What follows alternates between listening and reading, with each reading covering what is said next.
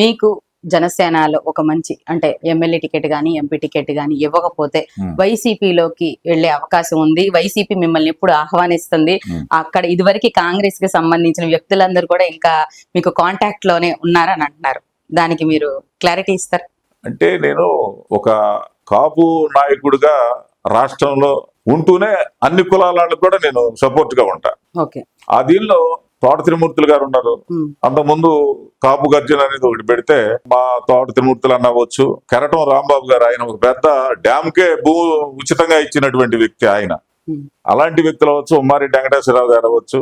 చనిపోయాడు పాపం కదే ఇక్కడ మన చిత్తూరు చైర్మన్ గా చేస్తా కదే మోహన్, కటారి మోహన్ వాళ్ళ మిసెస్ ని దారుణంగా ఆ స్థాయిలో స్టేట్ లెవెల్లో మా బంధువు ఆయన బొత్స సత్యనారాయణ గారు. దాదాపు చాలా మంది బంధువులు ఉన్నారు మాకు వైసీపీ పార్టీలో ఉన్న వాళ్ళంతా కూడా.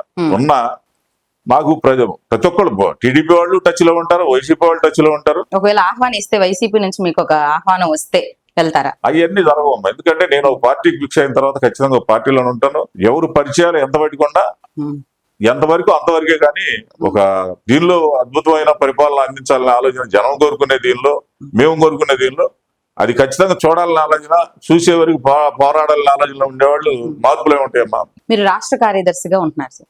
అయితే ఎన్నిసార్లు పవన్ కళ్యాణ్ గారిని కలిశారు ఇప్పటిదాకా? ఈ 3 సంవత్సరాలు ఎన్నిసార్లు కలిసి ఉంటారు? అంటే 1-2 సార్లు ట్రై చేశాను. ఆయన అయితే బిజీగా ఉన్నారు.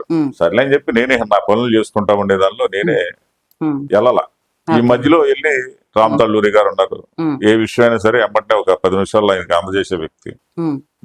జరుగుతున్నటువంటి ఈ పరిసరాల్లో పార్టీని బలోపేతం కాకుండా, నాయకుల్ని పార్టీలోకి రాకుండా చిన్నాభిన్నం చేస్తున్నారు. ఇవన్నీ కూడా చాలా మార్పులు జరగాలి అని చెప్పడం జరిగింది. అదే విధంగా నాకంటే ముందే వాళ్ళ ఆలోచనతో ఉండి నిన్న ప్రకాశం జిల్లాలో జిల్లా మొత్తాన్ని కమిటీలు మొత్తాన్ని కూడా మా అధినేత మొత్తాన్ని సస్పెండ్ చేశాడు అందరిని కూడా. ఎందుకని అంటే వాళ్ళ మనస్తత్వాలు తెలుసుకున్నాడు. బాలినేని గారు వచ్చారు. ఇక్కడ ఉన్న చోటపోట నాయకులకి అది దందాలు చేసుకోవటం, పార్టీని తెలుగుదేశం దీనిలో తీసుకెళ్లి కొమ్మక్కై పార్టీని డెవలప్ చేయకుండా ఉండటం, అటువంటి ఇట్లాంటి కార్యక్రమాలు ప్రతి జిల్లాలో ప్రతి చోట జరుగుతూ ఉన్నాయి. ఒక్కొక్క జిల్లాని ఒక్కొక్క నాయకుడిని, గట్టి నాయకుడిని తయారు చేసుకుని వీళ్ళందరూ కూడా ఈ పనికి మాలిన విధానాలు చేసి పార్టీని డెవలప్ చేయకుండా ఉండే ప్రతి ఒక్కరిని కూడా తీసేసి కొత్త నాయకత్వంలో చేసేదాని ఇదే నిన్న ఒంగోలు జిల్లా మొత్తాన్ని కూడా రద్దు చేయటం అనేది. కొత్త నాయకత్వం కోసం ఆయన ఖచ్చితంగా జరుగుద్ది. మేము ఇట్లా చేస్తామన్నారు. అట్లనే ప్రకాశం జిల్లాని సస్పెండ్ చేయటం. మళ్ళీ కొత్త నాయకుల్ని మీరు తీసుకొస్తారా? అంటే కొత్త యువతని అట్రాక్ట్ చేసే విధానంగా పార్టీ ఏమైనా బలోపేతం చేయబడుతుంది? ఖచ్చితంగా జరుగుతాం. ఖచ్చితంగా ఇప్పుడు ఏదైనా ఒక జిల్లా ఇస్తారు నాకు. జిల్లాలో కుల మతాలకు అతీతంగా బ్రహ్మాండమైన నాయకుల్ని, ఏ పార్టీలో లేనటువంటి నాయకుల్ని తయారు చేసి మా పవన్ కళ్యాణ్ గారి దగ్గరికి తీసుకెళ్లి జిల్లాలో ఇది స్వాములు ఈ రకంగా చేస్తున్నారు, మీరు ఎందుకు చేయలేకపోతున్నారు అని అయితే నేను ఖచ్చితంగా ఇది చేసుకోగలను. కాదు నువ్వు ఒక ఫస్ట్ లో గిద్దలూరు అడిగావు కదా, ఈసారి జిల్లా కుదరలేదులే గిద్దలూరు వెళ్ళండి, దానికి కూడా దేనికైనా ఆయన మనసులో ఏది పెట్టుకొని చేసినా నేను దానికి సిద్ధమై పార్టీకి డెవలప్ చేయడానికి నేను నా వంతు నేను కృషి చేయడానికి ఏ రోజు కూడా నేను ముందుంటాను. మీలాంటి నాయకుడికే పవన్ కళ్యాణ్ గారిని కలవడం అనేది చాలా బిజీ అయిపోతుంది. మరి సామాన్య వ్యక్తులు ఒకవేళ పార్టీ ఆఫీసుకు కూడా వెళ్తే కలవలేని పరిస్థితులు అయితే ఉన్నారని అంటున్నారు. మరి అవకాశం కార్యకర్త లెవెల్లో కూడా పార్టీ ఆఫీస్ లో కనీసం వాళ్ళ బాధని చెప్పుకోవడానికి కూడా అవకాశం ఉండట్లేదు. మీలాంటి నాయకుడికే ఆ పరిస్థితి వచ్చినప్పుడు మరి సామాన్యుల పరిస్థితి ఏంటి? ఇప్పుడు ప్రజా దర్బార్ లాగా జనవాణి కార్యక్రమం పెట్టి కొన్ని వేల అప్లికేషన్లు అక్కడ ఒక టీమును పెట్టేసి స్పాట్ లో అద్భుతంగా రోజు చూస్తానే ఉంటాం. టీవీలో అవ్వచ్చు, సోషల్ మీడియాలో అవ్వచ్చు. ఆ రకంగా చేసే దానిలో అక్కడికి వచ్చి అర్జీ ఇచ్చే ప్రతి ఒక్కరు కూడా కళ్యాణ్ గారి దృష్టికి వెళ్ళుద్ది. రాబోయే రోజుల్లో కూడా ఈ వైసీపీ వాళ్ళు, టీడీపీ వాళ్ళు రోజు దర్బార్ పెట్టి జనంతో అర్జీలు తీసుకోవటం, వాళ్ళ బాధలు సాధలు ఎట్లా తెలుసుకుంటున్నారు. రాబోయే రోజుల్లో ఖచ్చితంగా పవన్ కళ్యాణ్ గారు ప్రజలకి అందుబాటులో ఉండాలి కదా. ఖచ్చితంగా ఉంటారు. ఎలా ఫుల్ 5 శాఖల్లో మా ఉప ముఖ్యమంత్రి గారు మినిస్టర్, ఉప ముఖ్యమంత్రి కాకుండా ఈ శాఖలన్నీ చూసుకుంటూ జనానికి కూడా రాబోయే రోజులు మీరు అనే క్వశ్చన్ అయితే జనంలో ఉంది. రాబోయే రోజులు అది కూడా భర్తీ చేస్తారు. ఆయన జనానికి అందుబాటులో ఉంటారు. దర్బారు పెడతారు. ఆయన కూడా ఖచ్చితంగా జనం అందుబాటులో ఉంటారు. సరే, మీరు ముక్కుసూటిగా మాట్లాడే నాయకుడు అని అందరికీ తెలుసు. అయితే జనాల్లో ఉన్న క్వశ్చన్లే నేను ఇప్పుడు రైజ్ చేస్తాను. దానికి మీరు షార్ట్ అండ్ స్వీట్ గా ఒక ర్యాపిడ్ ఫైర్ లాగా మనం మాట్లాడుకుంటాం. జనసేన అధినేతని అందరూ ప్యాకేజ్ స్టార్, టీడీపీకి దత్తపుత్రుడు అంటున్నారు. ఒక్క మాటలో చెప్పాలంటే ఏం చెప్తారు? వీళ్ళు ఏమన్నా ఏ గొంతులో సందులో ఏమన్నా కన్ను పెట్టి చూసారా? చూస్తే సాక్ష్యాలు తెమ్మనండి. అంతే. మీరు జనసేనలో చేరడానికి ప్రధాన కారణం ఏంటి? అంటే టీడీపీ వాళ్ళంతా కూడా దానికి సంబంధించిన కులం ఎలా అయితే సపోర్ట్ చేసి చేస్తున్నారో, వైసీపీలో ఆ పార్టీకి సంబంధించిన కులం ఎలా చేస్తున్నారో, నేను కూడా కాపుల్లో ఒక ముఖ్యమంత్రి కావాలని కోరుకునే వ్యక్తిని కాబట్టి ఆయనకు నా వంతు ఉడతా భక్తిగా సహాయంగా ఉండి ఈ పార్టీని డెవలప్ చేయాలి, ఇది ఈయన కూడా మాకు కాపుల్లో ముఖ్యమంత్రి కావాలని ఆలోచనతో నేను పార్టీలో చేరాను. మీకు కోపం ఎక్కువ లేకపోతే సహనం ఎక్కువ? నా అంతవరకు దాదాపు ఎంతమందినైనా తీసుకొచ్చి రెచ్చగొట్టండి, ఏదైనా చేయండి, నా అంతవరకు ఎవరికి ఉండదు కూడా. అలానే చెడు అయితే మటుకు అంత కోపం, నా అంత కోపం కూడా వదులుకుంటాం. మీరు కూడా ఒక అధికారిని కోపంతో మీదకెళ్ళి చేయి చేసుకున్నారంట, అది నిజమేనా? నేను ఎప్పుడు అధికారుల జోలికి ఎప్పుడు వెళ్ళలేదమ్మా. అది ఎంత అవుతుంది కావాలని చెప్పి ఏదైనా చెప్పుకుంటున్నారేమో కానీ అలాంటిది ఏం లేదు. ఒక సోషల్ మీడియాలో ఒక వీడియోలో చాలా వైరల్ అయ్యారు, కొన్ని లక్షల మంది చూశారు. ఒకరికి వార్నింగ్ ఇచ్చారు, ఎవరికి ఆ వార్నింగ్ ఇచ్చారు? కొన్ని బూతు పదాలు కూడా మాట్లాడి వార్నింగ్ ఇచ్చారు, ఎవరికి ఇచ్చారు? ఇలాంటి ఏంటంటే పదే పదే జరిగిపోయిన ఒక బ్యాడ్ ఇండికేషన్ అది. ఎందుకంటే అంత స్థాయిలో ఏది కూడా ఎప్పుడు జరగకూడదని కోరుకుంటాను. అది వాస్తవంగా వాళ్ళకి మాకు ఎంతో సఖ్యతగానే ఉండేవాళ్ళు. ఆయన పెద్ద సీనియర్ నాయకుడు, ఎంతో దీనిగా ఉండేది. కాకపోతే అక్కడ జరిగింది ఏంటంటే దారుణమైన సంఘటన. మా తల్లిని, మమ్మల్ని కూడా నీచమైన పదాలతో వర్ణించి బూతులు మాట్లాడే దీనిలో ఏ సెంటర్ కైనా వస్తాయి, ఎక్కడికైనా వస్తాయి, ఆటోమేటిక్ గా కోపం మీద వస్తాయి కదా, ఆటోమేటిక్ గా ఆ దీనిలో మాట్లాడటం జరిగింది. దాన్ని అంతవరకే కానీ తర్వాత మళ్ళీ ఆ మరుసటి రోజు నుంచి కూడా అలాంటి యావిగేషన్ ఉండదు. ఓకే, మీ గురించి ఇలా ప్రజలు తప్పుగా అర్థం చేసుకున్నారు అనేది ఎక్కడైనా సంఘటన అనిపించిందా మీకు ఎప్పుడైనా? మా గురించి? అవును, మీ గురించే. అంటే నేను ఇంత మంచి చేశాను, తప్పుగా ఎక్కడైనా అర్థం చేసుకున్నారా, జనాల్లోకి రివర్స్ లో వెళ్ళిందా అని సందర్భం ఏదైనా? అది ఎప్పుడు జరిగిందంటే నేను పార్టీకి రిజైన్ చేసిన రోజు జనం అయితే నన్ను తప్పుగా భావించారు. ఆ రకమైన అద్భుతంగా పార్టీలో చేరి పవన్ కళ్యాణ్ గారికి నా మీద బాధ కూడా ఆ రోజు రిజైన్ చేయటమే. మరి ఎందుకు రిజైన్? అది కేవలం ఏంటంటే నేను గిద్దలూరు అడిగితే నన్ను తీసుకొచ్చి చీరాల్లో ఇన్ఛార్జి చేశారు. నన్ను చేరాల గిద్దలూరు ప్రజలంతా కూడా ముక్త కంఠంతో అక్కడ ఉన్న అన్ని కులాల వాళ్ళు కూడా నన్ను ఆదరించి పిలిచే దీనిలో నేను అడు కోరుకున్నాను. తప్పకుండా మా అధినేత ఇస్తా ఉన్నారు. ఆ తర్వాత ఇందాక మీరు చెప్పారు కదా వేరే వాళ్ళని తిట్టారు చేశారు అనే దీనిలో ఒక అగ్ర కులాల కక్ష బట్టి నన్ను అక్కడ ఇవ్వకుండా చేసి కావాలని ఎడేసి మా అన్నదమ్ముల మధ్య లేకపోతే బలరాముల మధ్య మా మధ్య గొడవలు పెట్టాలని తోటి పెట్టారు. కాబట్టి ఈడ మనం పని చేయటం కరెక్ట్ కాదనే దానితోటే నేను రిజైన్ చేశాను.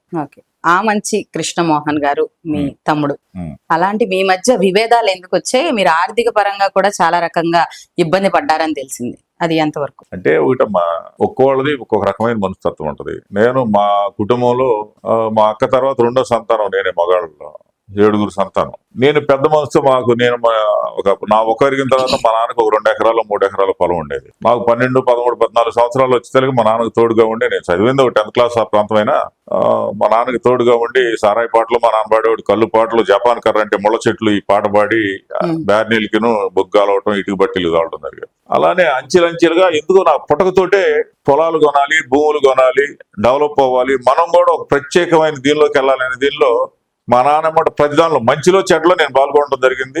ఆ పాల్గొనే దానిలో రాజకీయంగా మన ఇంట్లో ఉన్న వ్యక్తి ఒక 2-3 కుటుంబాలు ఉన్న రాజకీయ నాయకుడు మనల్ని భయంకరంగా ఇబ్బంది పెట్టిళ్ళు, కేసుల్లో బుక్ చేసి నక్సలైట్ల దాకా తీసుకెళ్లి మా ఫాదర్ని చంపాలనే ఆలోచనతో చేసిన దానిలో ఎక్కువ కృషి చేసి కష్టపడి అన్నిటిని ఛేదించుకొచ్చిన వ్యక్తి నేనే మా కుటుంబంలో.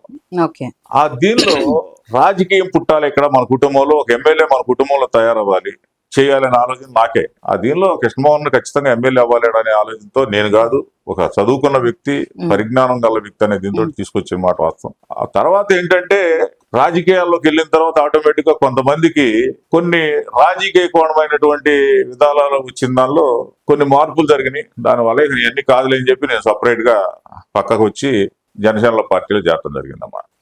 మిమ్మల్ని రాజకీయాల్లో రావడానికి ప్రభావితం చేసిన వ్యక్తి గాని, లీడర్ గాని ఎవరు, మీ నాన్నగారు కాకుండా? నేనే మన కుటుంబంలో ఒక రాజకీయ నాయకుడిని తయారు చేయాలనుకుంది నేనే. నన్ను ఎవరు చేయలే.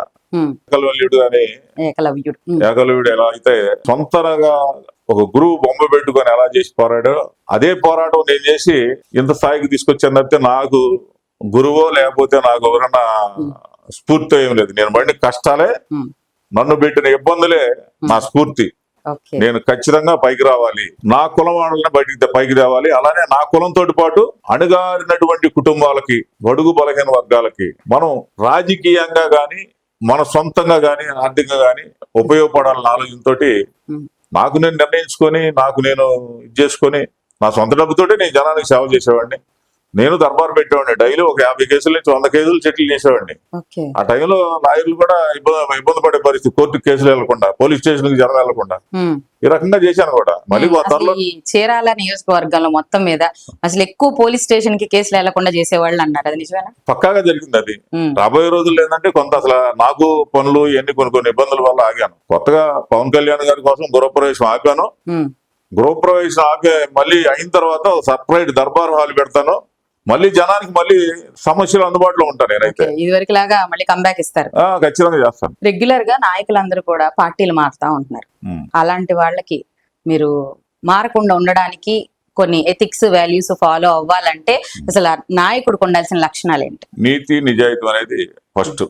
రాజకీయంలో నీతి నిజాయితీ ఉందంట. అది లేనప్పుడు ఏమవుతుందంటే ఇప్పుడు జనం తరిమి కొడుతున్నారు కదా. మొన్న తమిళనాడులో చూసాం, అట్లానే పశ్చిమ బెంగాల్లో చూసాం.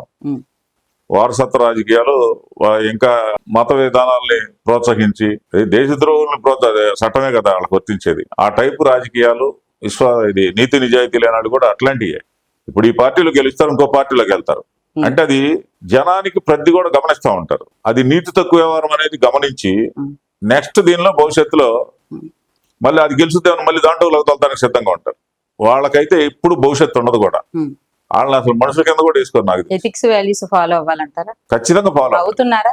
అవ్వకపోతే జనమే గుణపాఠం చెబుతారు. ఇప్పుడు ఈ పార్టీలో ఉంటే ఇటు గెలుస్తుంటే సిగ్గు లేకుండా ఇంకో పార్టీలోకి వెళ్తుంటే, నువ్వు దమ్ముంటే ఎలక్షన్ ముందు గెలువు, దానిలో నిలబడిపో. గెలిచి దానిలోకి వెళ్ళటం గాలాటంగా ఇందుట సంపాదించుకోవచ్చు. అందులో బాగా ఒక 10 రూములకి దాచుకున్నాం, ఇంకో 20 రూములకి వాటంగా వెళ్ళి దీంట్లో వెళ్తే గ్రానైట్ వ్యాపారం చేసుకోవచ్చు, లేకపోతే ఇంకా లెక్కర్ వ్యాపారం దోచుకోవచ్చు, లేకపోతే ఇట్లాంటి ఆలోచనతో చేరేవాళ్ళు వాళ్ళంతా కూడా. వాళ్ళు కూడా చేర్చుకునే వాళ్ళు కూడా చేర్చుకోకుండా ఉండాలి వాళ్ళు. ఈ జనరేషన్ లో రాజకీయం గురించి తెలుసుకోవాలంటే ముఖ్యంగా ఏం తెలుసుకోవాలి? వాళ్ళకి మీరు ఇచ్చే సందేశం ఏంటి? ముఖ్యంగా ప్రజలకు కావాల్సినటువంటి అంశాలు ఒక 3-4 ముఖ్యమైనవి ఉన్నాయి. 1 ఆరోగ్యం, 2 చదువు, తర్వాత మంచి పరిశ్రమలు వస్తే ఆర్థికమైన వ్యవస్థ ప్రతి కుటుంబానికి ఆ ఉన్న ఏరియాలో ఏది డెవలప్ చేస్తే బాగుంటుంది అనేది. అలాంటి నాయకుల్ని చదువుకి, ఈ రోజు చదువు మీదే పరిజ్ఞానం విజ్ఞానంతో మన వాళ్ళంతా కూడా ఇతర దేశాలంతా కూడా వెళ్ళడం జరుగుతుంది. ఆ ఇతర దేశాలు వెళ్లకుండా ఇక్కడే ఆ ఆదాయాన్ని చదువుకి తగ్గ వాల్యూతో కూడుకున్నటువంటి ఇండస్ట్రీలు పెట్టి ఇది చేస్తే, అలాంటి వ్యక్తిత్వం ఉన్న వాళ్ళని నాయకులుగా తీసుకొని మనం వాళ్ళకి సపోర్ట్ చేసి తెచ్చుకుంటే మనం చేయాలి.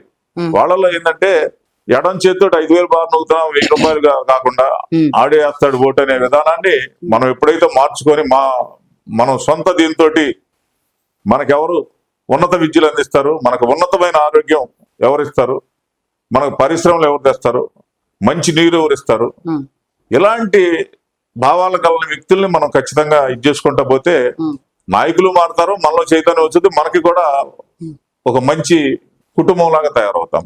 జనసేన పార్టీని నమ్ముకున్న ప్రజలు గాని లేకపోతే కార్యకర్తలు గాని ప్రతి ఒక్కరు పవన్ కళ్యాణ్ సీఎం కావాలని అందరూ కోరుకున్నారు. అలాంటి సీఎం కావాలనుకున్న వ్యక్తి 15 సంవత్సరాల పాటు ఇలా కూటమిలోనే ఉంటాను, ఈ పొత్తులోనే ఉంటాను, నాకు సీఎం అయ్యే అసలు ఉద్దేశం లేదు అని అంటున్నారు. దీనివల్ల అందరూ బాధపడుతున్నారు కదా. మరి మీ అధినేత ఎందుకు ఆ మాటలు మాట్లాడాలి? నేను ఇందాక చెప్పాను కదమ్మా, రాజకీయాల్లో ఏదైనా సరే అవునంటే కాదనిలే, కాదంటే అవుననిలే అనే పాటలు కూడా ఉండేవి. అలానే ఒక మాటని దానికి కమిట్ అయ్యి రాబోయే రోజులు 2-3 సంవత్సరాల్లో దీనిలో అద్భుతంగా డెవలప్ చేస్తాడు ఆయన. ఏంటంటే ఇప్పుడు పవన్ కళ్యాణ్ గారిని చంద్రబాబు గారు విమర్శించుంటారు, జగన్ గారు విమర్శించారు. అట్లానే పవన్ కళ్యాణ్ గారు చంద్రబాబు గారిని జగన్ గారిని విమర్శించుంటారు. అట్లానే బీజేపీని కూడా వాళ్ళు విమర్శించుకొని ఉంటారు. ఇవన్నీ కూడా రాజకీయాల్లో సహజమైనటువంటి విధానాలే కానీ 15 సంవత్సరాలే కాదు. కూటమిలో 3 సంవత్సరాల్లో జనసేన పార్టీకి అద్భుతమైన అవకాశాలు కల్పించి సమానమైన పర్సంటేజీ రాజకీయంలో కావచ్చు, పదవుల్లో కావచ్చు, గ్రామ స్థాయి నుంచి ఇక్కడ జరుగుతున్నటువంటి డెవలప్మెంట్ లో కూడా సరైన విధానం అయిపోతే దానికి తగిన గుణపాఠం చెప్పడానికి కూడా జనం ఉంటారు, గుర్తుపెట్టుకోండి. ఎందుకంటే 15 years నేను అక్కడే ఉంటాను అని చెప్తున్నారు, అది మాత్రం జనాలు తీసుకోలేకపోతున్నారు. అది వ్యూహంతో మాట్లాడే కానీ ఆయనకి ఏమవసరం. పవన్ కళ్యాణ్ గారు ఒక వ్యక్తులు ఒక వ్యవస్థ కింద పనిచేయాలనుకునే మనస్తత్వం అనే వ్యక్తి కాదు. గతంలో రెండిట్లో దెబ్బతిన్నాం కాబట్టి బలం పుంజుకొని మనం ఇందుట్లోనే ఉండి ఒక దోపిడీ ప్రభుత్వం అయినటువంటి విధానాలను తగ్గించేసి చేయాలనే ఆలోచనలో ఇప్పుడు తెలుగుదేశంలో కూడా కొంతమంది అసలు రాబోయే చంద్రబాబు గారు అవ్వచ్చు, పవన్ కళ్యాణ్ గారు అవ్వచ్చు, మోదీ గారు సహకారంతో ప్రభుత్వం వచ్చింది. ఈ నియోజకవర్గంలో మంచి పేరు తెచ్చుకొని రాజకీయంగా మళ్ళీ వచ్చే సంవత్సరం వచ్చే ఎలక్షన్ లో కూడా మనం రాబోయే ఎలక్షన్ లో కూడా మనమే నిలబడేటువంటి వాతావరణాలు తెచ్చుకునేటువంటి ఆలోచన లేకుండా అవకాశం దొరికింది అనుకొని ఎదవ పనులు చేయడం, దోపిడీ విధానాలు చేయడం, పోలీస్ డిపార్ట్మెంట్ కి అప్రతిష్ట పాలయ్యే విధానాలు చేయడం, ఈ గవర్నమెంట్ హాస్పిటల్లో సరైన వసతులు కల్పించేదాని పరిశీలన పట్టించుకోకపోవడం, చదువుని గురించి మంచిది పట్టించుకోకుండా నియోజకవర్గ స్థాయిలో ఇవన్నీ చేయకుండా యాడ రియల్ ఎస్టేట్ ఉంది, యాడ ఇసుక దోసుకోవచ్చు, యాడ గ్రానైట్ దోసుకోవచ్చు, యాడ కోటా బియ్యం తీసుకెళ్లి వ్యాపారం చేసుకోవచ్చు.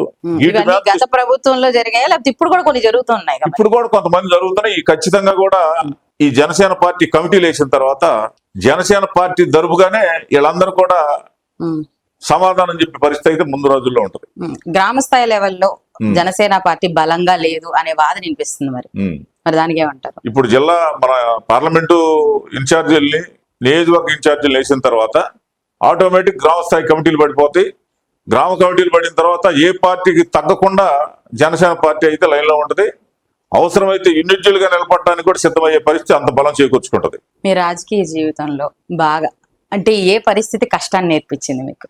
అంటే మా చిన్నప్పటి నుంచి కూడా మా నాన్నమ్మట ఉండ దీనిలో ఎన్నో కేసులు, తప్పుడు కేసులు పెట్టి రాజకీయంగా ఈ స్థాయికి వస్తాము, ఇది రాకుండా చేయాలనే ఆలోచనతోటి నాకు 15-16 సంవత్సరాల నుంచే 25 సంవత్సరాల లోపే దాదాపు ఒక 60-70 కేసులు మా ఫాదర్ తోటి పాటు దొంగ కేసులు, తప్పుడు కేసులు, మర్డర్ కేసులు, అటెంప్ట్ మర్డర్ కేసులు, చాలా చాలా పిఆర్సీ కేసులు ఇవన్నీ కూడా పెట్టడం జరిగింది. ఎన్నిటి దీనిలో పూర్తి స్థాయిగా పతనం అయిపోయిన తర్వాత అప్పుడు కలిగింది నాకు ఆలోచన, రాజకీయమే కదా ఇది చేస్తుంది, ఇలాంటి రాజకీయం చేయాలని కాదు నా ఆలోచన. రాజకీయంగా మనం ఉండి 10 మందికి సహాయపడి రాజకీయం అంటే ఎలా చేయాలరా, ఇట్లాంటి తప్పుడు కేసులను ఇలా చేసే విధానం కాదురా అని రుజువు చేయాలని ఆలోచనతోటే నేను కసిగా వచ్చింది రాజకీయానికి, ఆ కష్టాలను బేస్ చేసుకొని. ఓకే, ఆదర్శవంతమైన రాజకీయాన్ని నేనేంటో చూపిస్తాను అని చాలా వీడియోల్లో కూడా మేము చూసాం. అసలు మీ దృష్టిలో మీ నియోజకవర్గంలో ఆదర్శవంతంగా చూపించాలంటే ఏం చేస్తారు? చదువుకు సంబంధించింది, పారిశుద్ధ్యానికి సంబంధించినటువంటిది, వాటర్, మంచినీళ్లు, మంచి ఫుడ్, మంచి ఆరోగ్యం, మంచి చదువు. ఆర్థికంగా ఎవరైనా ఇబ్బంది పడితే ఆ కుటుంబాలకు చేయూతనివ్వటం. ఈ చేసిన పూట గ్రామ స్థాయిలో మనం వెళ్ళామంటే ఆ నియోజకవర్గానికి న్యాయం జరుగుతుంది. అలాంటివి చేయాలనే ఆలోచన నాకు. అట్లానే జిల్లా ఇస్తే అన్ని నియోజకవర్గాల్లో కూడా మా ఇన్ఛార్జీలను పెట్టుకొని అదే రకంగా నడపాలనే ఆలోచనలో ఉన్నాను. రీసెంట్ గా 10th క్లాస్ రిజల్ట్స్ వచ్చాయి. ఆ రిజల్ట్స్ లో for the first time government school పిల్లల్ని పేపర్ లో చూసుకోవడం, వాళ్ళ తల్లిదండ్రులు ఎంతో సంతోషపడ్డారు. మీకేమనిపించింది? అలా చేయాలనే నా కోరిక కూడా. ప్రభుత్వం తరపుగా ప్రభుత్వ స్కూళ్ళు, కాలేజీలు డెవలప్ చేస్తే ఈ రోజు అంతా కూడా ఇళ్లలో పెద్దవాళ్ళు పడే కష్టాలను దృష్టిలో పెట్టుకొని పిల్లలు, అంటే అందరూ కాదు కొంతమంది ఉంటారు, ఎన్ని కష్టాలు పడి మనం చదివించింది ఎందుకు కదా, అది మనం నెరవేర్చాలనే దృష్టితోటి వాళ్ళకి ఖచ్చితంగా మనం హెడ్స్ చెప్పాలి. ప్రభుత్వ స్కూళ్ళు, కాలేజీల్లో ఉండి కూడా అంత స్థాయికి వెళ్ళడం అంటే అది రియల్ వాళ్ళ కృషి, వాళ్ళ త్యాగం. అది అవును. కొందరు ఎమ్మెల్యేలు కూడా పిల్లల్ని చిన్న ట్రిప్ లాగా కూడా తీసుకెళ్లారు కొంతమంది ఎమ్మెల్యేలు. అలాంటి ప్రోత్సహించాలి ఖచ్చితంగా, అది మంచి పని. సార్, మీరు ఇంత కష్టపడ్డారు, చాలా ఒడిదుడుకుల్ని ఎదుర్కొని మీరు ఇంతవరకు వచ్చారు. మీ కష్టాలన్నిటికీ ఒక బయోపిక్ తీయాలంటే ఏ హీరోతో తీస్తారు? అంటే వాస్తవంగా అయితే ఒక సినిమా కాదు, పడిన కష్టాలు, పడిన పోరాటాలు ఈ స్థాయికి రావడానికి 2 సినిమాలు తీసినా కూడా తక్కువే. నాకైతే ఆలోచన ఇప్పుడు రాలేదు, కానీ ఇప్పుడు హెచ్చరించారు కాబట్టి చెబుతున్నాను. అంటే మా అధినేత పవన్ కళ్యాణ్ గారు అయితే రాజకీయాల్లో బిజీగా ఉండి కాకపోయినా కూడా ఆయన ఒక మంచి యోధులు, గొప్ప నాయకులు, గతంలో పోరాడినటువంటి రాజులు, అలాంటి వాటికి సంబంధించి ఆయన ముందుకు వస్తారు. ఎలాంటి అంటే మన రామ్ చరణ్ లాంటి వాళ్ళు, మన అల్లు అర్జున్ లాంటి వాళ్ళని పెట్టి అయితే ఒకవేళ అంత అవకాశం వచ్చి ఆ స్థాయిలోకి వెళ్తే వాళ్ళని పెట్టి తెస్తాను. అంటే వాళ్ళు సూటబుల్ అయ్యే పరిస్థితి ఉంటది ఖచ్చితంగా. ఎందుకంటే సాహసం, పోరాటం, ఒక ధైర్యంతో కూడుకున్నాయి అయితే వాళ్ళతోటి చేస్తే బాగుంటుంది. అవసరమై భవిష్యత్తులో ఏదైనా అవకాశం దొరికితే వాళ్ళిద్దరిలో ఎవరు అవకాశంగా నాకు ఇదైనా నేను ఆ ఛాన్స్ వచ్చినప్పుడు అవకాశం ఉంటే ఖచ్చితంగా తీయాలని మేము మనస్ఫూర్తిగా కోరుకుంటున్నాం సార్. ఎందుకంటే మీరు పడిన స్ట్రగుల్స్ కానీ, మీరు ఎదుర్కొన్న అవమానాలు కానీ, అవమానాలు ఎదుర్కొన్నారా సార్ మీరు? నేను అది అవమానంగా భావించను. ఎందుకంటే అది ఒక అనుభవం కింద తీసుకోవాలి మనం. గుణపాఠం అనుభవం. గుణపాఠం అంతా ఇలాంటివి జరగటం, అదే కొంతమంది అయితే భయపడతారు. అమ్మో కష్టాలు, భయం, ఈ దీనికే ఇన్ని కేసులు పెట్టి ఈ రకంగా చేశారే, ఇంకా ముందుకెళ్తే ఎన్ని కేసులు పెడతారో, ఏం చేస్తారనే ఆలోచన భయపడతారు. నేను అది కాదు. నన్ను కష్టపెట్టినా, నన్ను ఇబ్బంది పెట్టినా నా ఎదుగుదలను చూపించి వాళ్ళు ఈర్షగా ఏడ్చే స్థాయికి తీసుకెళ్లాలనే మనస్తత్వం అది. ఆ స్థాయిలో చేస్తా. అంటే నేనైతే పక్కదాదింపు, కక్షాదింపు అయితే నేను చేయను. నా ఎదుగుదల ఎంత స్థాయికి ఎదిగితే ఏడ్చేవాడు అంత స్థాయికి ఏడుస్తాడు. దాన్ని అయితే చేస్తా నేను. చీరాలు కావచ్చు, గిద్దలూరు కావచ్చు, రియల్ హీరో కన్నా మీరు రియల్ హీరో అంటారు. మరి దానికి మీరు ఎప్పుడన్నా సంతోషపడిన సందర్భం ఉందా? ఏముందమ్మా, ఇవాళ జరిగిందంతా 10%. మీరు ఎప్పుడు కళ్ళజోడు తీస్తా ఉండాలి, అసలు ఎప్పుడు పెట్టుకునే ఉంటారు సార్? ఎందుకు పెట్టుకుంటారు? స్టైల్ కోసం? లేదు లేదు, ఫస్ట్ నుంచి నాకు అది అలవాటు. నేను ఎవరి దగ్గర ఇప్పుడు రాజశేఖర రెడ్డి గారి దగ్గర నుంచి తెలుసు. ఆయన కలవడానికి వెళ్ళినప్పుడు కూడా కళ్ళజోడు పెట్టుకుని వెళ్ళామండి. అలాగే కిరణ్ కుమార్ రెడ్డి గారు, సోషి గారు, నేను ఏదైనా సరే అంటే వేడిగా వాతావరణం బాగుండదు, కళ్ళజోడు పెట్టుకుంటే కూల్ గా ఉంటది అనే ఆలోచనతో నాకు ఫస్ట్ నుంచి కూడా అలవాటు కళ్ళజోడు పెట్టుకోవటం. అంటే ఒకవేళ మీకు ముఖ్యమంత్రి అవకాశం వస్తే ఫస్ట్ సిగ్నేచర్ దేని మీద చేస్తారు? దేని గురించి పోరాడతారు? ఒకటి, మన స్థాయిలో మనం మా పవన్ కళ్యాణ్ గారే ముఖ్యమంత్రి అనుకునే పరిస్థితే గానీ మేము కోరుకునే పరిస్థితి కాదు. ఒకవేళ అవకాశం వస్తే లేదు లేదు, అలాంటిదంటే నేను ఎప్పుడు కోరుకోను కూడా. ఒకవేళ అట్లాంటి ఆలోచన వస్తే అన్ని కులాలకి సంబంధించినటువంటి వ్యవస్థను తీసుకొని ఒక మా పవన్ కళ్యాణ్ గారికే నేను సపోర్ట్ చేసేదానికి చేస్తా. అన్ని కులాల యొక్క మద్దతు తీసుకొని, ఎందుకంటే సూటబుల్ వ్యక్తి ఆయన. ఎంతమంది ఉన్నారు, రంగా గారు పోయిన తర్వాత నేను ముఖ్యమంత్రి అవ్వాలి, కులంలో ఒక ముఖ్యమంత్రి అయ్యే వ్యక్తి ఉన్నాడు అని ఎవరన్నా ముందుకు వచ్చారా? ఎవరు రాలేదు కదా. మరి ముద్రగడ పద్మనాభం గారు వచ్చారు. మరి ఆయన కూడా జనాల్లో ఒక మంచి క్రేజ్ ఉన్న వ్యక్తి. అయితే ఆయన్ని ఈ క్వశ్చన్ మిమ్మల్ని అడగొచ్చో లేదో తెలియదు, ఏదైనా అడగొచ్చు. అయితే ముద్రగడ పద్మనాభం గారు ఒక కాపు సామాజిక వర్గానికి చెందిన వ్యక్తి. అయితే మరి ఆయన రెడ్డిగా మరి కులం పేరు మార్చుకున్నారు. మరి దానికి మీరేమంటారు? మీకు ఎలా అనిపించింది? అంటే రాయలసీమ ఏరియాలో అంతా కూడా కాపులు రెడ్లు అంటారు. ఎందుకంటే సహజం అది. ఇలా అన్వయించుకున్నారా అని కాదు. ఇంకోటి కూడా ఏంటంటే ఆయన పట్టుదలతోటి ముందుకు పోవాలనుకునే వ్యక్తి. ఆయనకి ఇష్టం లేకపోతే అమ్మని రాజీనామా చేసేస్తాడు. మాట అంటే నేను ఈ మాట ఇచ్చా కాబట్టి ఆ మాటకి నన్ను కొచ్చినేస్తారు, నేను రెడ్డిని అని మార్చుకుంటానని, మార్చుకోకపోతే కొచ్చినేస్తానని ఆలోచనతో ఆ కొచ్చిన వేయించుకోకుండా ఉండే దానికోసం మార్చుకున్నాను. మరి ఈ మధ్య అది వివాదంగా మారింది. అవన్నీ ఏంటంటే పని లేనాడు ఏదో సామెత ఉంది మాది, అంటే బూతులతోటి కూడుకుంది కాబట్టి చెప్పకూడదు. ఆ రకంగా పని పాట లేకుండా మాట్లాడుకునే మాటలు కానీ అసలు అవసరమే ఉంది. ఆయన జీవితం, ఆయన పార్టీ, ఆయన రాజకీయం, ఆయన భవిష్యత్తు, ఆయన కష్టాలు నష్టాలు పడుతున్నాడు. దానికి అందరూ వీళ్ళు కౌంటర్లు ఈ మీడియాలో కూడా కొన్ని మీడియాలు ఉన్నాయి, అసలు మరీ ఘోరమైన మీడియాలు. నా లెక్కలైతే నేను 2-3 ఇట్లానే ఇంటర్వ్యూలో చెప్పాను. ఒక పెద్ద మీడియా వ్యవస్థ, మేము పెద్దగా పోటుగాళ్ళం, మా కులస్తులు మేమే ప్రభుత్వం ఉండాలి, రాజకీయం ఉండాలి, ఆర్థికంగా మేమే ఉండాలి, రాజకీయంగా మేమే ఉండాలి, పరిశ్రమలో మేమే ఉండాలి, ఒక 100 సంవత్సరాల వరకు మేమే పరిపాలన చేయాలనే ఆలోచనతో డెవలప్ చేసే మీడియా వాళ్ళని అన్ని కులాలకు సంబంధించినటువంటి ప్రజలంతా కూడా వాటిని చూడటం మానేసి వాళ్ళని బ్యాన్ చేయాలి ముందు. ఇప్పుడు కందుకూరు విషయంలో అంతలా ఘటన జరిగితే దుర్మార్గంగా అందరికి తెలిసి కూడా ఇలా కావాలని వార్తలు రాలి తొక్కేశారు. ఎందుకంటారు? నేను వెళ్ళాను, మీలాంటి చిన్న పన్న మీడియాలోనే సోషల్ మీడియాలో ఊరినే సెల్ తోటి తీసి ఫేస్బుక్ లోను సోషల్ మీడియాలో పెడితే వైరల్ అయ్యి అది రాష్ట్రం అంతా ముట్టుకొని ఏకదాటికి వచ్చేసారు. ఇవాళ ప్రజల్లో మీడియా కాదు, మీడియా యొక్క నీతి నియమాలతో కూడుకున్నటువంటి వాళ్ళనే మనం మనుషుల కింద, మీడియా కింద వేసుకోవాలి. అలాంటి లక్షణాలు లేని వాళ్ళని అది మీడియా కాదు, వాళ్ళు మనుషులు కాదని మనం ఎప్పుడైతే బ్యాన్ చేస్తామో వాళ్ళ అహంకారం అప్పుడు తగ్గి ఎంత డబ్బు ఉన్నా ఏముంటుంది, ఉపయోగం ఏముంటుంది? వీళ్ళంతా కలిస్తే, ఈ పేద బడుగు బలహీన వర్గాలు, కాపులు అందరు కలిస్తే గాలిలో కొట్టుకుపోయే పరిస్థితులు, అవునా కదా? ఆ రోజులు రావాలి. వస్తానికే ఈ అహంకారమైన ధోరణి చూపిస్తున్నారు అనేది ఇది. ముద్రగడ పద్మనాభం గారు అది ఒక టైప్ ఆఫ్ వ్యక్తిత్వం గల మనిషి. ఆయన చేసేదాన్ని కులంలో అయినా ఎక్కడైనా సరే మనం తప్పట్టి విమర్శించడం కూడా కాదు. ఎందుకంటే కులం కోసం బాగా పోరాడి ఫస్ట్ లో అనేక రకాల ఇబ్బందులు పడి కుటుంబం దెబ్బతిని చాలా పోయిన దానిలో కులం మీద వేసుకొని నాశనం అయిన వ్యక్తి ముద్రగడ పద్మనాభం గారు. ఉమ్, అందువల్ల ఖచ్చితంగా ఆయన ఏది చేసినా సరే ఆయన మనం క్వశ్చన్ చేయకూడదు. ఒకవేళ తప్పకుండా ఒప్పుకుండా సరే క్వశ్చన్ చేయకుండా ఉండటమే కరెక్ట్ నా లెక్కలైతే. ముద్రగడ పద్మనాభం గారి కూతురు క్రాంతి గారు కూడా జనసేన పార్టీలో ఉండి అంటే జిల్లా లెవెల్లో వరకు తిరుగుతూ ఉంటున్నారు. మరి ఫర్దర్ గా ఆమెకి ప్రయారిటీ ఇవ్వబోతున్నారు పార్టీ? ఇప్పుడు వైసీపీ తరపు జగన్మోహన్ రెడ్డి గారు ఉంటే షర్మిల గారు కాంగ్రెస్ లో ఉన్నారు, ఉమ్, దగ్గుబాటి పురంధేశ్వరి గారు బీజేపీలో ఉంటే ఉమ్, దగ్గుబాటి వెంకటేశ్వర గారు వైసీపీలో ఉన్నాడు.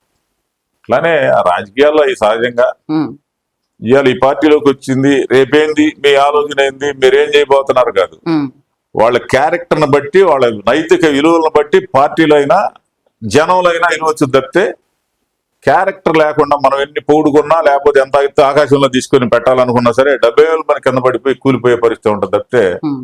అవన్నీ వాళ్ళు పెరిగి రాజకీయంగా పెద్ద గొప్ప వృక్షం లాగా అయినప్పుడు మనం ఆనందించాలి తప్పితే వాళ్ళ గురించి అసలు మనం చెప్పుకోవడం కూడా అనవసరం.